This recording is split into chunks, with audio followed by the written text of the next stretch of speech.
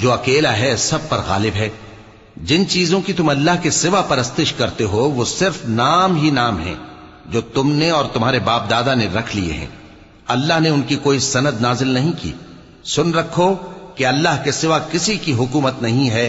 اس نے ارشاد فرمایا ہے کہ اس کے سوا کسی کی عبادت نہ کرو، یہی سیدھا دین ہے، لیکن اکثر لوگ نہیں جانتے۔ اے میرے قید خانے کے رفیقو، تم میں سے ایک جو پہلا خواب بیان کرنے والا ہے وہ تو اپنے آقا کو شراب پلایا کرے گا، اور جو دوسرا ہے وہ سولی دیا جائے گا، اور پرندے اس کا سر نوچ کھائیں گے۔ جو بات تم مجھ سے پوچھتے تھے وہ فیصل ہو چکی ہے، اور ان دونوں میں سے جس کی نسبت یوسف نے خیال کیا کہ وہ رہائی پا جائے گا، اس سے کہا کہ اپنے آقا سے میرا ذکر بھی کر دینا۔ پھر شیطان نے اسے ان کا اپنے آقا سے ذکر کرنا بھلا دیا، اور یوسف کئی برس قید خانے ہی میں رہے۔